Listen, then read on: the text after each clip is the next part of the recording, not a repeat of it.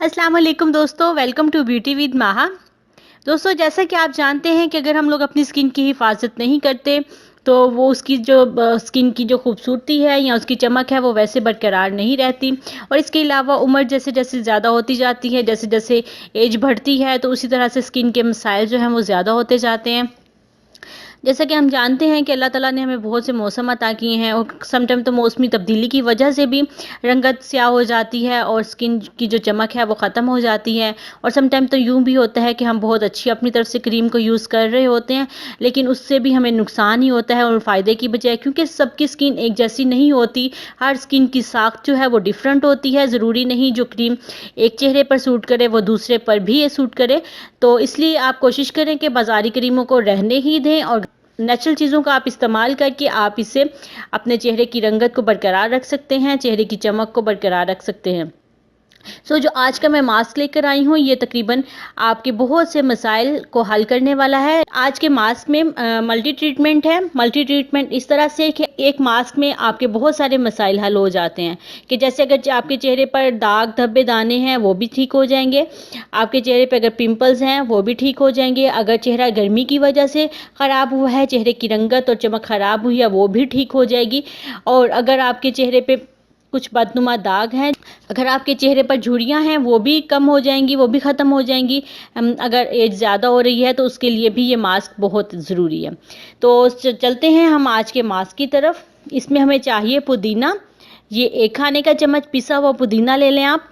और नींबू का रस ये 1 टीस्पून, अंडे की सफ़ेदी 1 टेबलस्पून, और खीरे का आपको गूदा चाहिए ये 1 टेबलस्पून, और शहद 1 टीस्पून, अर्के गुलाब 1/2 टीस्पून। पुदीना, नींबू का रस, अंडे की सफ़ेदी, खीरा, शहद और अर्के गुलाब। अब आपको करना क्या है कि पुदीने को भी आपने पिसा हुआ लेना है 1 चम्मच, और इसके साथ आपने खीरा लेना है वो भी पिसा हुआ।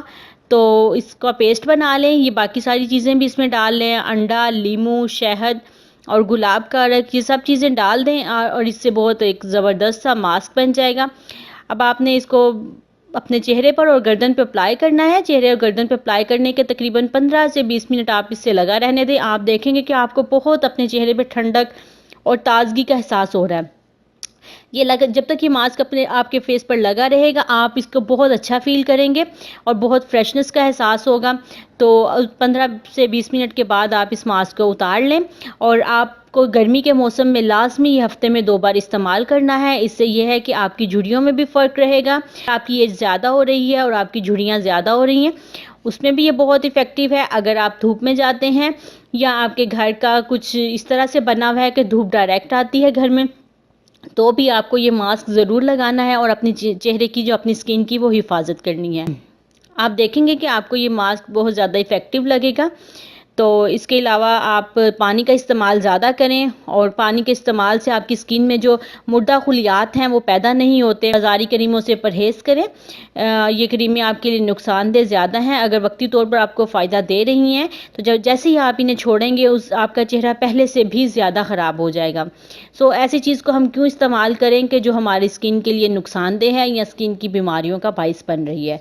आई होप कि आपको वीडियो अच्छा लगा। दोस्तों के साथ ज़रूर शेयर कीजिएगा, क्योंकि शेयर करने से आप दूसरों की हेल्प कर सकते हैं। Thank you. अल्लाह हाफ़िज़।